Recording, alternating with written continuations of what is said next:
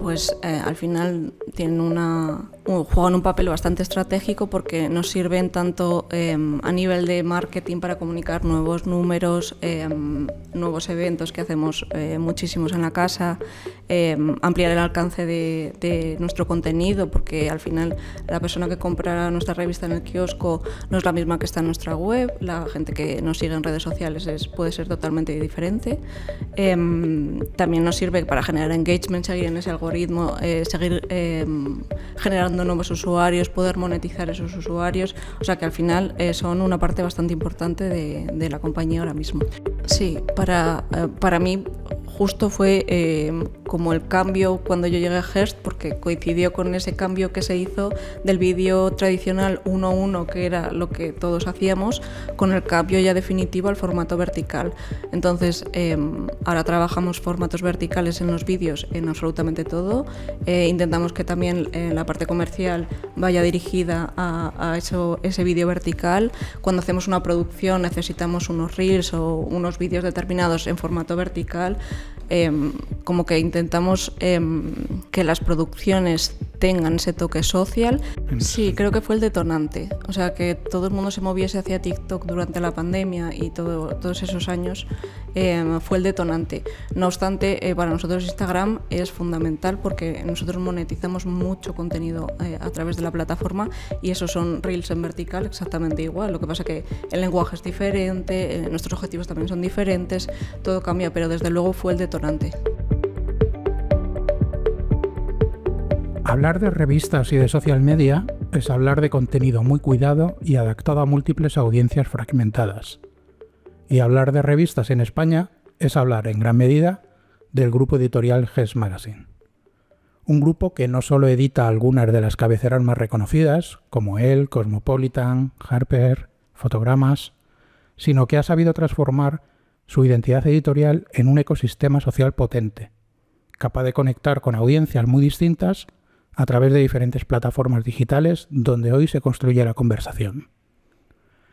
En un momento en el que los hábitos de consumo cambian rápido, donde cada plataforma exige un lenguaje diferente y donde la competencia por la atención es enorme, Hearst destaca por su capacidad para crear comunidades, generar relevancia y mantener vigentes marcas que forman parte de la cultura popular desde hace décadas. Para entender cómo se orquesta todo esto desde dentro, hoy nos acompaña alguien que vive ese día a día en primera línea. Hoy está con nosotros Patricia Martins, Social Media Strategist de Hearst Magazine. Bienvenida, Patricia. Muchas gracias. Bueno, la verdad que tenía muchas ganas y hay mucha expectación por hablar del mundo de revistas y sobre todo hablar del grupo en el que estás, en el que creo que nos puedes pues dar un poquito de luz, ¿no? sobre el mundo revistas en este país y la relación que tiene con todo lo digital, que cada vez es más compleja. Sí, totalmente. Los que ya llevamos unos años en el mundillo vemos que todo va cambiando, ¿vale? Bueno, la conversación de lo que se trata es ir hablando de varios temas, que tú nos vayas diciendo un poco partes de tu trabajo y dentro del grupo, para que podamos ir situándonos en diferentes aspectos, todo relacionado con la parte digital. Y así ya para empezar, así un poco para abrir, si quieres, te lanzo una pregunta muy genérica, habla un poco como quieras, sobre el papel que tienen a día de hoy todo lo que son las plataformas, las redes dentro del grupo de Hearst. Pues al final tienen juegan un papel bastante estratégico porque nos sirven tanto a nivel de marketing para comunicar nuevos números, nuevos eventos que hacemos muchísimos en la casa, ampliar el alcance de nuestro contenido, porque al final la persona que compra nuestra revista en el kiosco no es la misma que está en nuestra web, la gente que nos sigue en redes sociales puede ser totalmente diferente. También nos sirve para generar engagement, seguir en ese algoritmo, seguir generando nuevos usuarios, poder monetizar esos usuarios, o sea que al final son una parte bastante importante de la compañía ahora mismo. Es decir, que no solo entiendo que trabajáis las redes como un canal más de distribución, sino que es como muy transversal a otras patas de vuestro negocio, sí, en toda la parte digital, ¿vale? En los años que tú ya llevas trabajando en el sector, no solo en Hertz, sino en otros grupos editoriales, ¿has notado que ha cambiado mucho el rol, o sea, el papel que cumplen las redes sociales dentro del trabajo de un grupo de revistas? Es decir, siempre hablamos muchas veces que hace de 10 o más de 10 años, en el mundo de los medios en general, no solo en el de revistas, se trabajaba un poco las redes como pues un canal para generar tráfico, como una fuente más de tráfico hacia los sites, etcétera, pero claro, es que el mundo de las plataformas han cambiado mucho en estos. ¿Tú has visto un cambio muy grande en estos años en la parte de la relación con las redes sociales? Sobre todo en los últimos. Porque al principio sí que es verdad que las redes sociales son un canal de tráfico y yo todo lo que hago en mi web lo comparto en redes sociales y cuanto más tráfico genere, mejor. Pero es verdad que se hacen formatos propios para cada plataforma o se trabajan objetivos que no tienen nada que ver con el tráfico y que funcionan y se pueden monetizar y forman parte de nuestro día a día. O sea,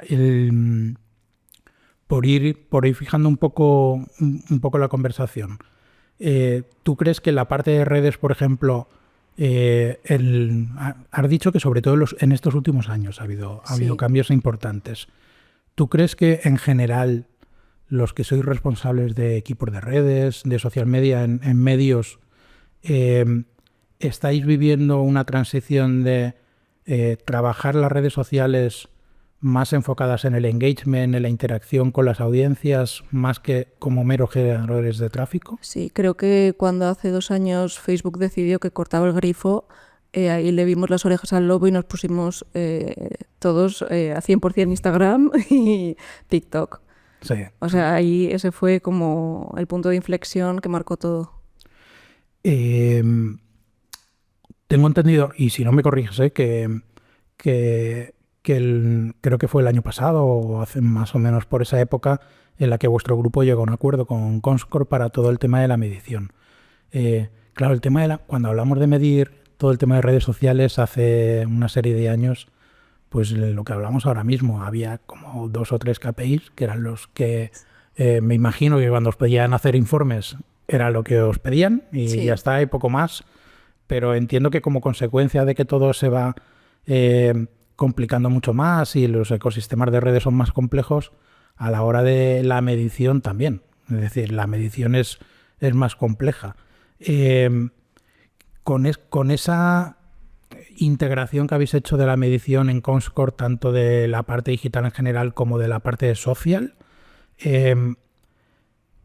¿crees que ahí habéis notado un elemento en el que a nivel interno la parte de social va volviendo a adquirir mayor relevancia dentro del negocio en general? Hablo en digital, pero... Sí, desde luego. La herramienta está muy bien porque te permite ver un poco el resultado que tú tienes del trabajo que tú haces en las redes sociales. Te hablo de la parte social. Uh-huh. Si publicas mucho en Facebook y poco en Instagram, pero realmente tus interacciones están viniendo de Instagram, hay un desequilibrio y todo eso te lo muestra la herramienta. Puedes también monitorizar industrias, competencia, te da bastantes opciones.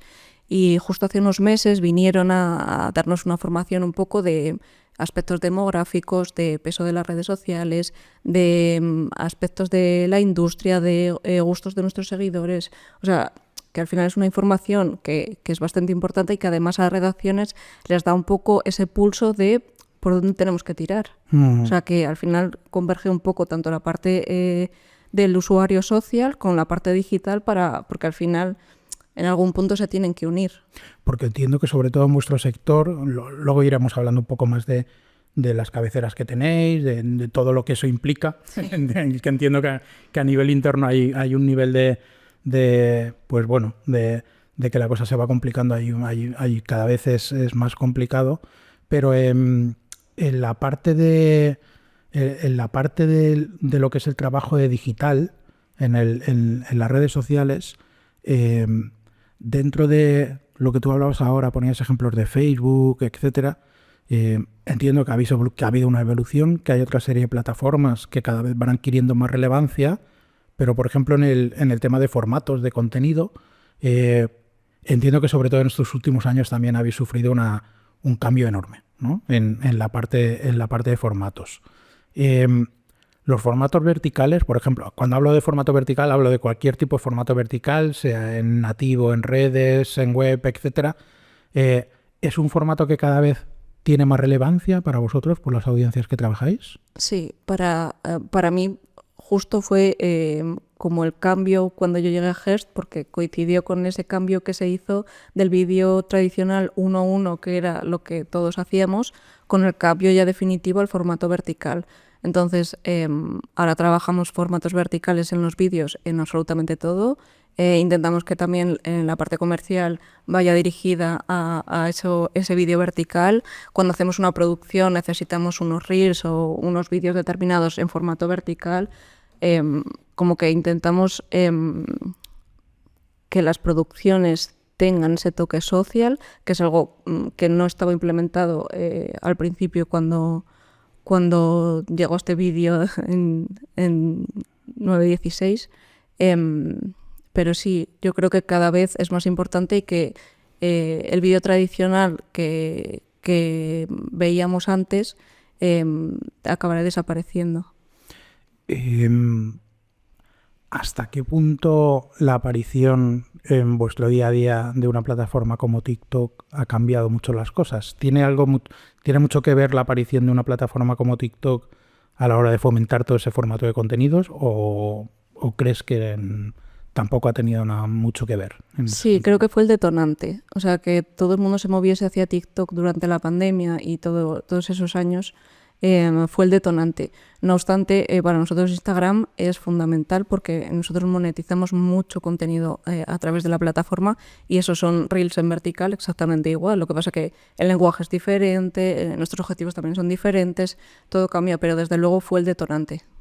No sé si a ti ya te pilló en ese momento o no dentro de Hearst, pero todo esto que acabas de decir ahora de ese cambio de paradigma a la hora de crear contenido, a nivel interno de vuestros responsables de creación de contenido, ¿eso ha supuesto un cambio muy importante dentro de la organización? Y de cambio de equipos de grabación, etcétera, cambiar el concepto de grabar con un móvil y no sacar la cámara, el trípode, que era lo que tradicionalmente todos hemos llevado a cubrir eventos. Todos esos cambios se han ido produciendo en los últimos años. ¿Y en Hearst lo has vivido de una manera natural? O sea, entiendo que cuesta trabajo, que no es fácil, pero ¿lo habéis vivido de una manera natural eso, como algo que había que hacerlo y, bueno, lo habéis asumido directamente y lo habéis afrontado? Sí, yo hice comunicación audiovisual, entonces entiendo un poco lo que cuesta para los equipos de grabación hacer ese cambio de yo grabo en formato horizontal tradicional, ¿cómo me vas a decir que ahora tengo que grabar todo en vertical? O sea, ese cambio yo creo que para ellos fue más duro, pero no ha supuesto tampoco un problema dentro de la compañía, la verdad. Te lo pregunto porque sí que en determinadas tipologías de medios, sí que evidentemente, hablo evidentemente de los medios más tradicionales, eso ha supuesto una dificultad muy importante. Entiendo que la dificultad es para todos, porque no cuando tienes que cambiar eso me imagino que hay que hacer un esfuerzo, pero en determinados medios o en determinadas tipologías de medios ese proceso, de hecho todavía como que no está finalizado del todo, hay un cambio profundo en ese sentido. Y hay otro elemento que a mí siempre me genera mucho interés cuando hablamos de la relación entre medios, creadores de contenido, etcétera, del papel del redactor. No sé, en vuestro caso, en las diferentes cabeceras que tenéis, si, por ejemplo, tenéis redactores también que sean propiamente generadores de contenido. Es decir, que a la hora de hacer una pieza, pues son gente que ya veis que están preparados o los preparáis pues para hacer un vídeo vertical, para hacer este tipo de formatos. ¿Tenéis ese trabajo con redactores o en algunas cabeceras sí y en otras no? Estamos trabajando en esa parte porque al final nuestra competencia directa no deja de ser ese creador de contenido que se está llevando esas visualizaciones en las distintas plataformas, con lo cual estamos intentando cada vez más adaptar los formatos que hacemos en las redacciones y también a las personas, tanto que lo graban como que aparecen como creador de contenido en ese vídeo. No ocurren todas porque van a marchas diferentes. Sí, claro, tenéis cabeceras muy diferentes. Claro, ¿no? Pero lo estamos trabajando. Claro, tenéis cabeceras muy diferentes. Ahora vamos a meternos un poco en la parte de audiencias, que es también, entiendo que en tu caso es muy divertido. Sí. Porque claro, cuando yo normalmente hablo con un responsable de social media de un medio, pues bueno, generalmente es el responsable de un medio que tiene pues un target muy concreto, incluso en un generalista, ¿no? Que puedes tocar mucho, pero bueno, tienen un target muy concreto. Pero claro, en vuestro caso, sí, corrígeme, tenéis 13 cabeceras ahora mismo en España, ¿no? Sí. Claro, hay un poco de todo. Tenéis moda. Tenemos sección femenina, revista masculina, de cine, las healthy, tenemos decoración, tenemos un poco de todo. Tenemos un car and driver. ¿Y tú eres responsable a nivel general del grupo de coordinar todo eso? Explícanos un poco cómo tenéis un responsable de redes en cada cabecera, ¿cómo lo gestionáis eso? Nosotros trabajamos desde un departamento de estrategia digital que da soporte al resto de la compañía y al resto de cabeceras. Dentro de nuestro departamento está pues, el especialista en SEO, la especialista en redes sociales, en este caso soy yo, responsable de afiliación, y un poco damos soporte a todas las cabeceras. Esto también pasaba, por ejemplo, en Cinet, y creo que cuando hay muchas cabeceras diferentes es importante tener un núcleo que abastezca de estrategia 1, estrategia 2, y luego cada cabecera tiene su marca, su identidad, y ya dentro de cada redacción lo adaptarán de una manera u otra, con un community manager en cada una de las marcas, y desde estrategia digital dirigimos la estrategia, en este caso de las redes sociales. Luego se adapta a cada una. Yo te voy a hacer preguntas a lo mejor que son muy obvias, ¿no? Pero por la curiosidad de este sector tan interesante para mí.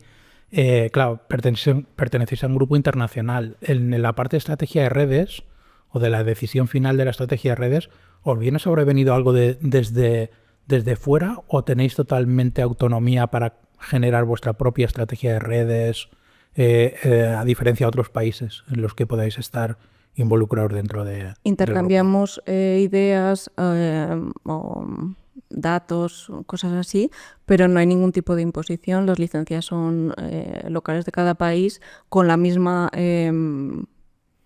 idea, con los mismos objetivos que tienen las licencias en Estados Unidos, por ejemplo, pero luego a nivel local nosotros trabajamos de una manera distinta.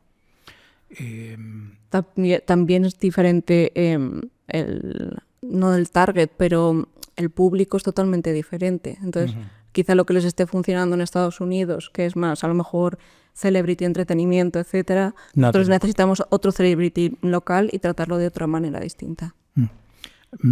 Has comentado antes, cuando hablábamos de pasada del tema de creadores de contenido, yo es que, lo siento, pero tengo muchas pedradas con el tema de creadores de contenido, ¿vale?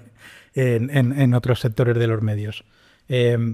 No trabajáis fuera del grupo, por decir de alguna manera, no llegáis a acuerdos ni trabajáis con creadores de contenido, ¿no? Normalmente, ¿no?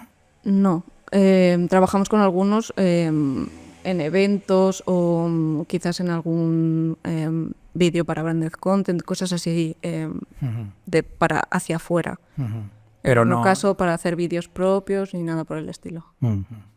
Porque hay una tendencia en otros sectores de medios, quizás y precisamente en sectores de medios que a priori, y entre comillas que aquí no se ve, deberían de tener menos relación con el mundo influencer, ¿no? Y sin embargo hay una necesidad ahora de llegar a un tipo de audiencias que ellos no llegan, los medios, y un recurso es vamos a colaborar con... Sí, asociarte, ¿no? Asociarte con, ¿no? Que hay ejemplos de buenos casos y malos casos. Hay ejemplos para ver y tomar, ¿no? Pero mira que es curioso porque yo viéndolo desde fuera pensaba que en el sector vuestro de las revistas, quizás por la propia naturaleza del tipo de audiencia que trabajáis, que es una audiencia también muy consumidora de creadores de contenido, que os sería más directo y más natural trabajar con ellos de una manera directa, no en casos puntuales con eventos, etcétera. Y sin embargo no es así, es curioso. Trabajamos con ellos para hacer producciones de portada. Claro. O sea, en ese aspecto sí. Luego grabamos esa entrevista, esa sesión de fotos, etcétera, todo eso sí. Claro, es que en el fondo, por decirlo de alguna manera, trabajáis las mismas audiencias, vais sobre las mismas audiencias directamente. Es curioso. En la parte de...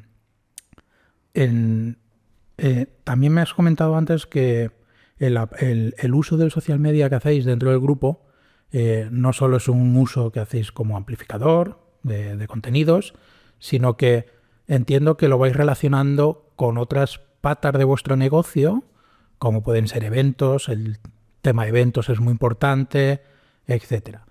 ¿Qué enfoque, de manera general, qué enfoque le dais a las redes, al social media fuera de lo que es la propia parte de amplificación de contenido que podéis generar? ¿La parte de social media en los eventos es una parte importante dentro de vuestra estrategia? ¿Cómo lo trabajáis en general? Es una parte importante y además para el usuario también es importante porque hacemos muchos eventos con personajes muy relevantes y eso solamente lo vas a poder ver en nuestras redes sociales. Es decir, a Richard Gere en la fiesta X lo vas a ver en las redes de Lel o de Harper's Bazaar o de la cabecera que sea, o el Zapataki y Chris Hemsworth, etcétera. Son personajes y momentos que vas a ver o discursos que son de nuestros eventos que solamente vas a poder ver en nuestras redes sociales. O sea que es una parte fundamental. Y en la parte de... O sea, tenéis 13 cabeceras, pero sí que a lo mejor tenéis cabeceras como él, como la parte de moda, por decirlo de alguna manera, que no lo sé y pues por eso quiero que me lo digas tú, si no tienen, aunque sean en este caso 3 cabeceras de moda, no tienen por qué coincidir exactamente el tipo de audiencia, ¿no? Entiendo que a lo mejor dentro de lo que es la moda puede haber audiencias diferentes, pero en caso de que puedan coincidir, tenéis, para vosotros es una dificultad que determinados contenidos o estrategias o trabajos que podáis hacer, hablo a nivel de grupo, se puedan pisar unas con otras, o sea, son audiencias con las que debéis de tener un tratamiento muy específico para no pisaros contenidos con audiencias de esas cabeceras. ¿O? La verdad es que las redacciones lo tienen muy trabajado desde el principio y son nichos que se trabajan individualmente. También cada una tiene su imagen visual y a la hora, por ejemplo, imagínate, de cubrir Oscars o eventos que todo el mundo cubre, cada uno coge el vídeo, el personaje que le interesa, lo presenta visualmente de una manera, o sea que cada uno tiene muy claro lo que tiene que hacer y se diferencian ellas solas, o sea, eso lo tienen muy integrado. En la parte de creación de contenido hay muchos tipos de medios, por ejemplo, que la gran parte de contenido que distribuyen en redes son contenidos cuyo origen es un contenido que crean en web, en los sites que tienen. ¿Vosotros ahora mismo estáis en una situación, en un escenario en el que dentro del social media, el contenido que generáis en social media, hay más contenido nativo que contenido que provenga de origen en los sites de las cabeceras? Tenemos mezcla. Ahora mismo no sabría decirte el porcentaje, pero hacemos vídeos nativos solo para redes sociales. Las producciones que hacemos las adaptamos tanto al vídeo de web como vídeos para redes sociales. O sea, tenemos un poco mezcla. Cada vez trabajamos más el formato nativo porque para nosotros es mucho más interesante también a la hora de monetizar, por ejemplo. Y cada vez hacemos más vídeos de ese tipo. La parte... cuando hablas de monetizar en redes sociales, ¿es un tema relativamente nuevo dentro de Hertz o es algo que ya lleváis tiempo haciéndolo? Lo llevamos trabajando tiempo, pero es verdad que es costoso porque no existe ese concepto de vídeo nativo para redes sociales, sino que quiero amplificar mi campaña en redes sociales. Eso tradicionalmente ha sido así y cuesta mucho hacer ese cambio. Es decir, que ya lleváis un tiempo haciéndolo, pero que no es un proceso fácil. No. Es decir, no es como muy natural, ¿no? Muchas veces es como muy Cuesta mucho. Cuesta mucho, ¿no? Pues, sí. Sin embargo, es una sensación que tengo, ¿eh?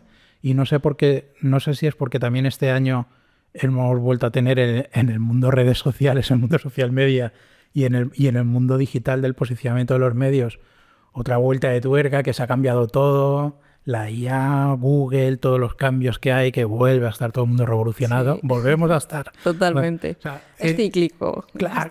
O sea, tú que llevas tiempo también, o sea, muchas veces yo lo comento y todo lo que está sucediendo en estos últimos meses, de repente hablamos con un responsable de redes o de audiencias o lo que sea, dice, nos ha convocado Google y hemos tenido una reunión y nos ha comentado esto y nos ha informado de esto.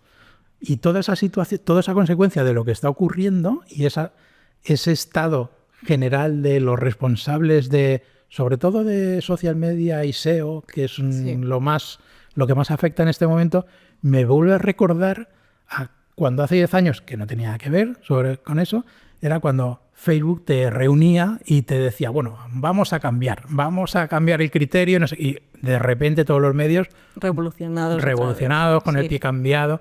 ¿Estáis en ese momento ahora mismo? ¿Tú también lo ves desde...? Sí. Totalmente. Y en el sector de las revistas, la parte de todo esto que nos han estado comentando durante estos últimos meses de la relevancia de Google Discover, etcétera, todo eso a vosotros también os afecta mucho en la parte de revistas. Claro, nuestra parte digital al final es súper importante. Uh-huh. Google es Dios, o sea, igual que Facebook en su momento era... ¿Y cómo, o sea, personalmente, o sea, ya no dentro de como profesional del sector, cómo ves el momento actual de toda esa información ahora que os han pasado, todos esos cambios, en el momento en el que se está? ¿Qué sensación te da como profesional de qué va a pasar? ¿Hacia dónde vamos a ir? ¿Hay mucha incertidumbre todavía?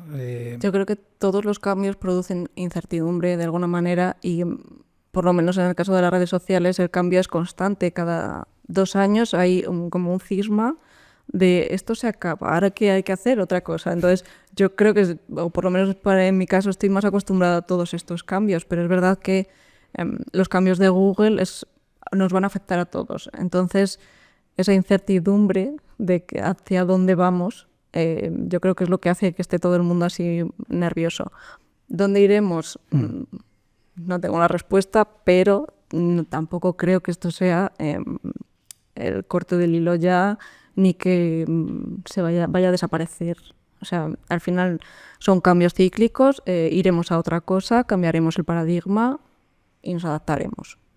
Yo no sé si a ti te pasa, pero yo que he sido más del mundo social media que del mundo SEO, del mundo posicionamiento, sí, me está dando la sensación de que con estos cambios, que es lo que tú dices, que luego ya dentro de la industria, al final siempre hay una adaptación, guste o no guste, siempre se va adaptando todo, pero sí que me da la sensación de que, por simplificarlo mucho, los departamentos de social media, con todos estos cambios, vuelven a adquirir, por otros motivos muy diferentes de hace años, pero vuelven a adquirir una relevancia que quizás en estos últimos años habían perdido. ¿Tienes esa...? Sí, totalmente. Totalmente, ¿no? O sea, es muy curioso, pero no sé si a nivel interno, en la parte de las redacciones, de los medios, etcétera, ese mundo SEO y ese mundo social media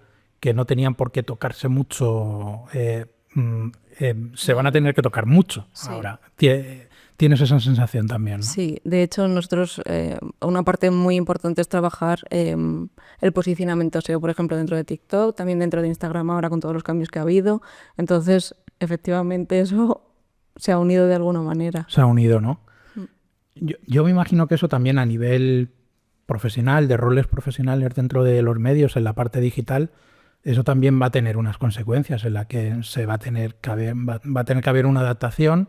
No lo sé si de profesionales que ya están trabajando y que se van a ir adaptando, o incluso una parte generacional en que se van a incorporar nuevos roles de profesionales. A mí eso me ocurría mucho con la parte propia de social media, con lo que hablábamos anteriormente, con el tipo de contenido, el cómo se se genera contenido que muchas veces, cuando hablo con un responsable de redes sociales, me dice, es que los community managers que vamos incorporando nuevos, a muchos, por ejemplo, les cuesta hacer un copy, hacer un texto, generar un buen texto. Sin embargo, son muy buenos haciendo un vídeo. Claro. Entonces, ahora mismo es un... O sea, yo lo veo como muy divertido, porque no soy responsable de equipos de redes. Me imagino que a los responsables no os hará tanta gracia, pero claro, estamos en un momento en el que, sobre todo en el tema formatos, tienes que tocar muchos formatos diferentes y cada vez es más complejo, ¿no? Sí, tiene que ser una persona que sepa editar foto, editar vídeo, por supuesto, incluso ponerse delante de una cámara, tener buena voz para grabar un vídeo, o sea, se le pide tantas cosas. Sí, yo ahora, por ejemplo, con esto que estábamos hablando ahora de todo lo que os ha cambiado un poco, os está cambiando Google con todas las nuevas directrices que están dando, hay una consecuencia de todo esto con algunos medios que vamos hablando, y es que todos nos dicen, dentro del mundo de la redacción, tenemos que empezar a generar mucho más formato vertical, ¿vale? Y en realidad hasta ahora los que se han ocupado de hacer ese formato vertical y de aprender y de profundizar en eso son los equipos de redes, ¿vale? Pero ahora los equipos de audiovisual, etcétera, van a tener que incorporar todo eso. Esa necesidad de, a nivel de formatos, de tener que reciclarlo todo, en vuestro caso en la parte de Hertz, ¿te preocupa mucho o es un tema que ya lo tenéis muy trabajado? En la parte de redes sociales lo tenemos muy trabajadísimo. Y a nivel webs, nosotros somos una empresa americana, entonces toda esa parte técnica, ellos son los que deciden, ¿no? Directamente. Uh-huh. Bueno, en eso entonces sois un poco más felices que en algunas otras redacciones directamente. Cuéntame si quieres algún caso de éxito o algún trabajo, algún proyecto que hayáis hecho de social media en alguna de las cabeceras que sea interesante. No sé si también vincularlo con eso, con no solo el típico trabajo de redes de difundir, sino de vincularlo a eventos, etcétera. Cuéntame algún caso que te llame la atención. Por ejemplo, de éxito fue todo el crecimiento que tuvimos con la cuenta de fotogramas en Instagram. En Instagram sobre todo, porque al final teníamos un conflicto con los derechos de las películas o con los derechos de las series, porque fotogramas es cine, series y todos conocemos la revista. Pero publicar eso en redes sociales, que es algo que últimamente cada vez más complicado, todas esas notificaciones de alerta que nos manda Meta, para nosotros fue bastante complicado llegar a un tipo de formato que pudiésemos publicar que no nos supusiese un problema en la plataforma y además nos generase millones de visualizaciones. Uh-huh. Entonces, en ese aspecto lo trabajamos mucho, nos costó mucho al principio, pero estamos muy contentos con el resultado de la cuenta, la verdad. Hablabas ahora de fotogramas. Claro, es una cabecera que no tiene nada que ver con las de moda. Claro. Absolutamente nada que ver. Eso también entiendo que en alguna de las cabeceras lo trasladáis también al enfoque que hacéis en las plataformas donde más foco hacéis de redes sociales, ¿no? Entiendo que las plataformas más importantes para vosotros son Instagram, TikTok. Sí. Pero, por ejemplo, ¿Twitter sigue siendo importante en alguna de vuestras cabeceras? Hablo en el cómputo general, de todo el trabajo que hacéis. Se ha convertido en algo más residual. Uh-huh. De hecho, hubo un cambio en la API en septiembre, creo que fue, que ya no permitía hacer determinadas cosas, como que dentro de la plataforma ellos han hecho cambios también y sigue siendo esa tercera pantalla de comentar, pero para nosotros es algo más como imagen de marca, tampoco es más relevante. No es muy relevante, y en la parte de monetización no, incluso a veces nos crea más conflictos que alegrías, entonces para nosotros no es primordial. Sacando datos hablo del año pasado, del 2024, hemos intentado hacer un esfuerzo aquí dentro de Bisoci de intentar ver en el mundo de redes sociales cómo era la industria de los medios aquí en España en general. Hemos hecho un esfuerzo de tratar de tener una dimensión global de todo, porque hay medios de todo tipo. Y en ese trabajo inicial de prospección y de mapeo, me llamó mucho la atención que hay una plataforma de la que nunca hablamos en el mundo de medios, que es Pinterest. Sí, por supuesto. Para nosotros en decoración Claro. ha sido muy importante, por ejemplo. Para que te hagas una idea, aproximadamente de unos 6.000 y pico perfiles en redes sociales que conseguimos mapear y monitorear de toda la industria. Hablo de prensa, radio, televisión, medios generalistas, entretenimiento, todo. Pues en el mundo de revistas aparece Pinterest, ¿vale? Y aproximadamente, pues eso, de las 6.000 y pico perfiles tenemos localizado 50. Que de esos 50, 45 deben de ser revistas, todo. Y me llamó mucho la atención. ¿Qué rol cumple Pinterest en una revista, en la que tengáis? Al final va muy asociado con la imagen. Y para una revista es algo fundamental la imagen que nosotros plasmamos en las revistas y en nuestras webs, las fotos que subimos o todo eso. Para GES yo creo que tuvo mucho peso, sobre todo al principio de Pinterest, la parte de decoración, como te decía, porque todo el mundo busca cómo pintar el salón, la decoración de la cocina, todo eso, plantas, por ejemplo, pero también en la parte de moda. O sea, que para nosotros es una plataforma también importante. Es importante porque entiendo que cuando sacáis los datos hay mucho consumo, o sea, hay mucho usuario que entra muchas veces en Pinterest y consume vuestros contenidos, ¿no? A mí es un tema que me llamó mucho la atención porque, curiosamente, esos otros 5 medios que no eran revistas y que en su momento estuvieron en Pinterest, porque yo creo que ya lo tienen abandonado, eran los medios deportivos. Era muy curioso, sí. Mundo Deportivo, AS, Marca, todo este tipo de medios, ¿no? Y que sí que subían contenido, pero ahora ya no. Ya creo que ya no suben contenido. Pero siempre he creído que en el mundo revistas, pues a mí lo que me da la atención no solo que estuvierais presentes, sino que se publicaba mucho contenido. Sí. Mucho contenido, ¿no? Entonces es un caso para mí es un caso que siempre me ha generado mucha curiosidad. Siguiendo hablando de plataformas, me has dicho que sobre todo Instagram, TikTok son plataformas ahora muy importantes para vosotros. De las plataformas que te digo que son Instagram, TikTok, YouTube, X, Facebook, Blue Sky, que no sé si estáis en alguna. Fotogramas, por ejemplo, estamos en Blue Sky. En Pinterest, ¿qué orden de prioridad le darías a estas plataformas? Instagram número 1. Trabajamos mucho en Instagram. Después estaría TikTok, Facebook también lo trabajamos bastante, y después Pinterest, YouTube, X, etcétera.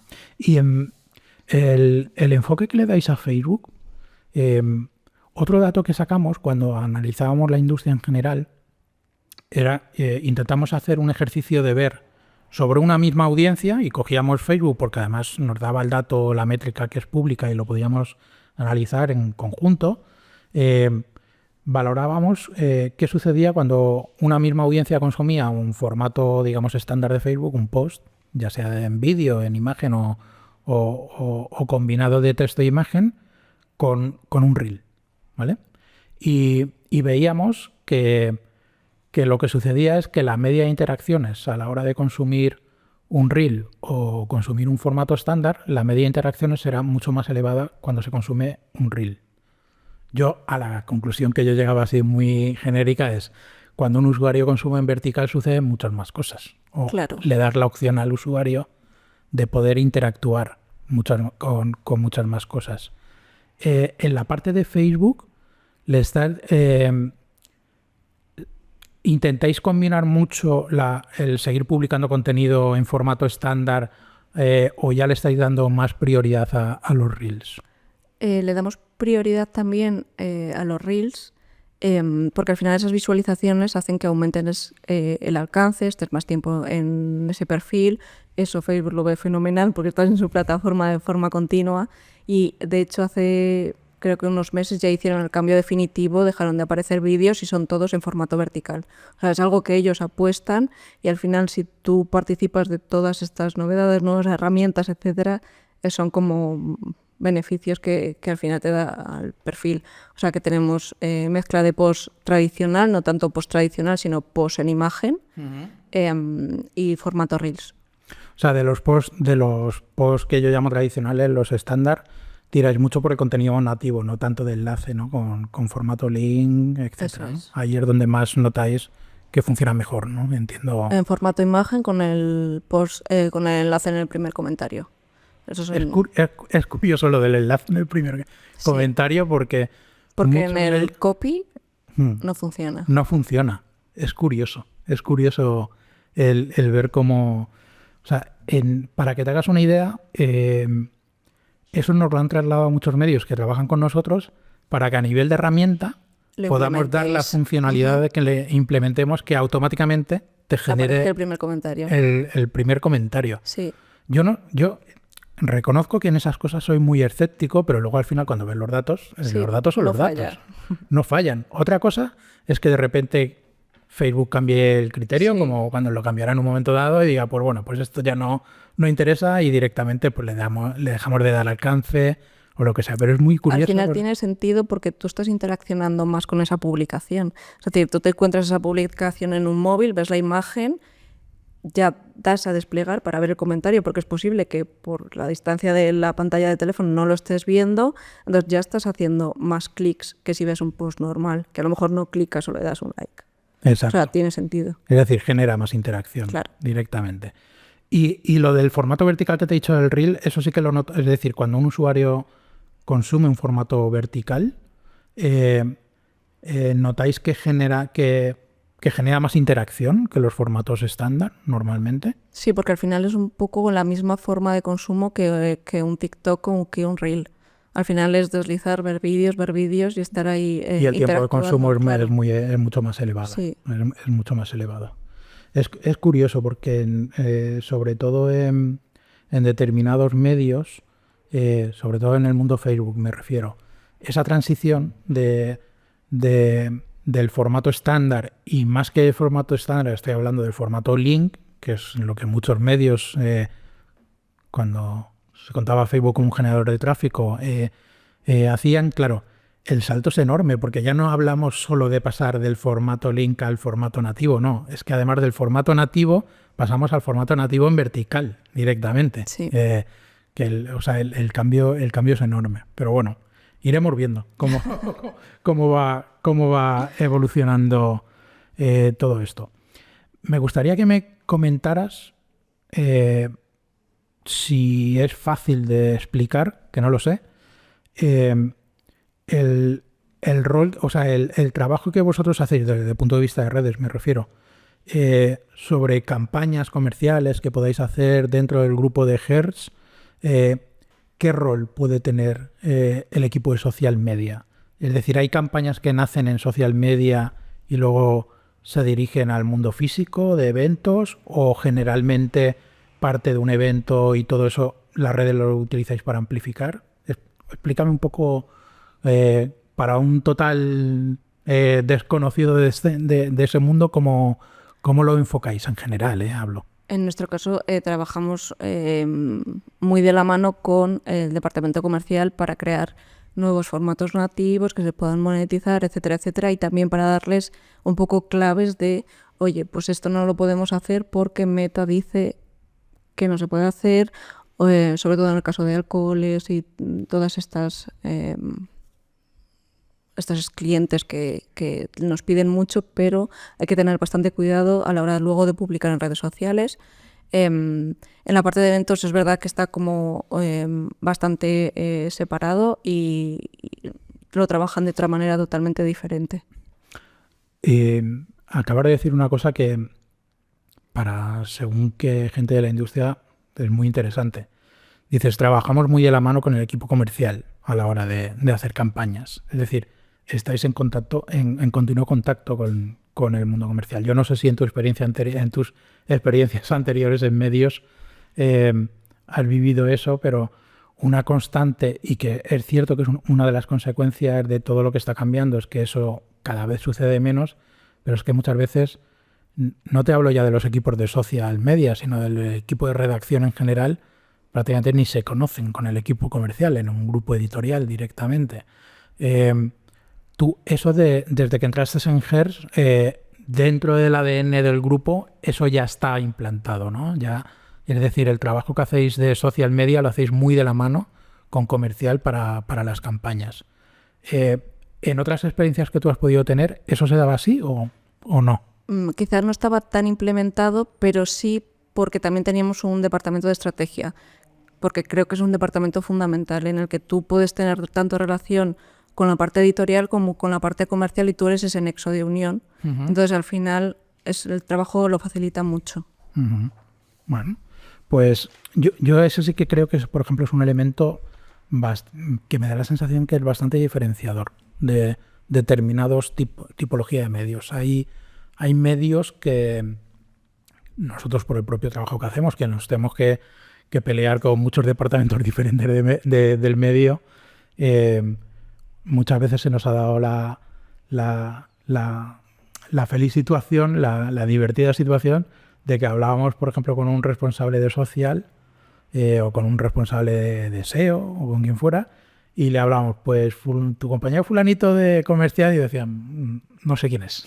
O sea, no tengo... A ver, sí, nosotros somos 200 personas, o sea que al final es complicado, pero... Pero a nivel de equipos sí. Claro, a nivel de equipo te tienes que conocer porque es muy importante saber lo que está haciendo una persona. Si tiene dudas, acude a ti, tú puedes resolverlo más fácil que cometer ese error de decirle al cliente, oye, sí, puedo hacer esto, y en realidad no podemos.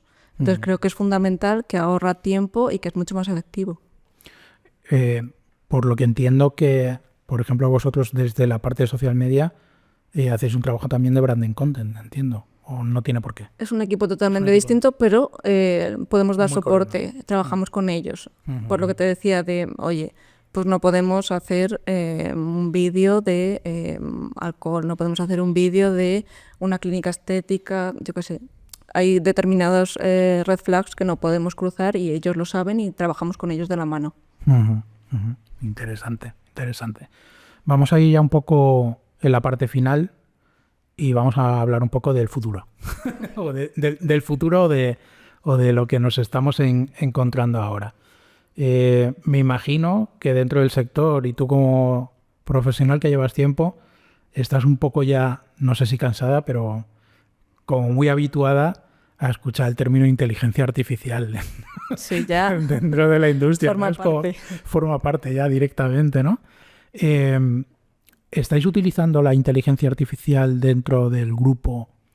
Hablo sobre todo a nivel de procesos de trabajo internos, ¿vale? O sea, de utilidades que le podéis encontrar a la inteligencia artificial. ¿Eso ya lo estáis trabajando? Hertz a nivel empresa hizo un acuerdo con la parte de ChatGPT y nosotros accedemos y tenemos herramientas propias para nosotros y trabajamos en algunas partes de los procesos, por ejemplo, sí que lo utilizamos. Y a nivel interno, pregunta ya de curiosidad, simplemente, a nivel interno os forman sobre inteligencia artificial, o sea, ¿se está haciendo dentro del grupo un esfuerzo porque determinados roles profesionales dentro del grupo vayan adquiriendo conocimientos de inteligencia artificial? Creo que son todas las semanas, hay un curso desde Estados Unidos que cada semana es una cosa diferente o tocan un aspecto distinto, pero sí nos forman. Y yo no sé si cuando te he dicho esa famosa reunión de Google con los medios, eso no sé si estabais vosotros ahí o no, porque es un poco... pero me da la sensación de que se ha juntado por una parte los cambios de Google, que todo viene dado también relacionado con el tema de la inteligencia artificial, y que eso al final tiene un trasfondo de bueno, hay determinados posicionamientos que ya cambian y que los medios van a tener que cambiar precisamente por el tema de la inteligencia artificial. ¿Cómo ves tú, no te voy a decir a medio o largo plazo porque yo creo que eso nadie lo sabe, pero Pero a corto plazo, ¿cómo te imaginas tú que nos va a cambiar, por una parte, a nivel interno, o sea, como profesionales? Si crees que en este, por ejemplo, en este 2026 que viene ahora ya, con el que nos encontramos, ¿crees que en el día a día, cuando finalice ese año, va a haber cambios en nuestra manera de trabajar gracias a la inteligencia artificial? ¿Tú eres capaz de visualizar que esos cambios van a ser muy tangibles o no? Bueno, veremos. Hoy he leído que Elon Musk había dicho que en unos años íbamos a decidir si queríamos trabajar o no porque iban a ser autónomos los robots. Pues vale. Sí, no lo sé, imagino que 2026 será un año un poco de transición. Como todos partimos del mismo punto, todos vamos a ir evolucionando a la vez, con lo cual lo integraremos en nuestros procesos de trabajo de una forma más rápida o más lenta, mejor o peor, pero imagino que todos lo integraremos. Y tú como usuaria, ya me salgo fuera del mundo de los medios, como una persona que pues coges tu móvil, coges el ordenador y puedes utilizar la inteligencia artificial, ¿la estás incorporando a tu vida cotidiana de una manera intensiva o no? No tanto como la gente joven, porque hay gente joven que la utiliza como si fuese su psicólogo o para preguntarle cómo me he visto hoy. Entonces no estoy en ese punto, quizás la edad, pero es verdad que la gente joven lo utiliza muchísimo. Sí, es curioso porque es verdad que yo creo que hay una parte generacional importante. Totalmente. En el tipo de uso. Yo creo que todo el mundo, o sea, cuando me refiero a todo el mundo, en general todos, en mayor o menor grado, lo utilizamos de alguna manera, incluso sin darnos cuenta, muchas veces. Pero sí que, por lo que nos comentan, etcétera, sí que es verdad que, sobre todo las generaciones más jóvenes, hacen un uso como súper intensivo. Mucho. Como súper intensivo, ¿no? Entonces yo no sé, enfocándolo eso al mundo, por ejemplo, del consumo de información dentro de los medios, cómo eso va a evolucionar. Soy incapaz de... Bueno, al final hay búsquedas que vienen de la IA. Es que sí. Eso es inevitable.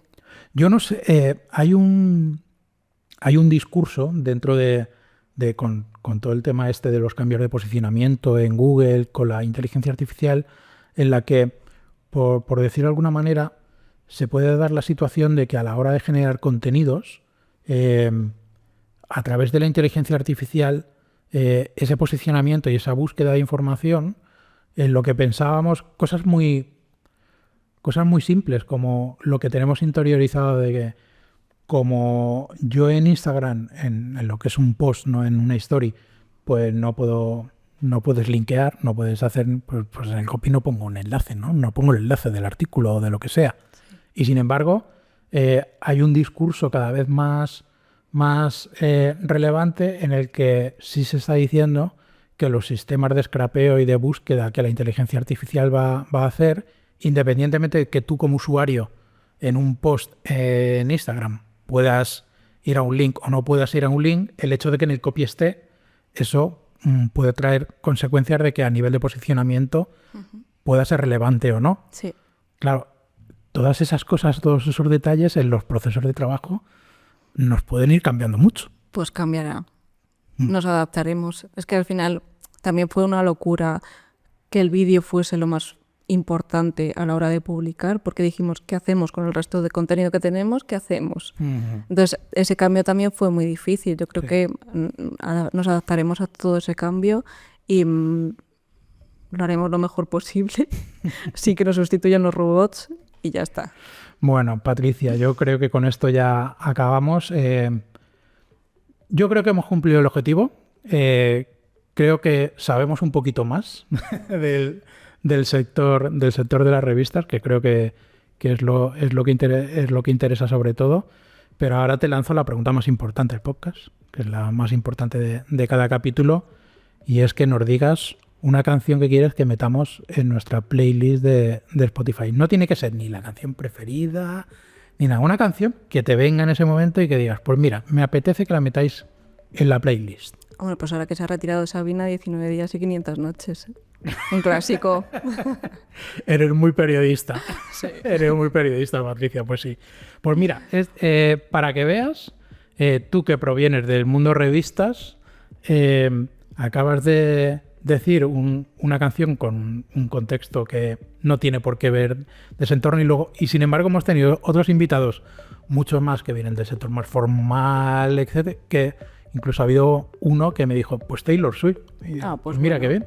Es una lista como muy ecléctica, ya te digo yo, es una lista muy, muy variada. Pues vale, la añadiremos y no había ninguna de Sabina, o sea que eso lo tenemos metido ya seguro. Pues muchas gracias, Patricia. Gracias a vosotros. Como siempre digo, aquí tienes tu casa. Muchas gracias. Y muchas gracias por haber compartido con nosotros todo este tiempo. Gracias. Gracias.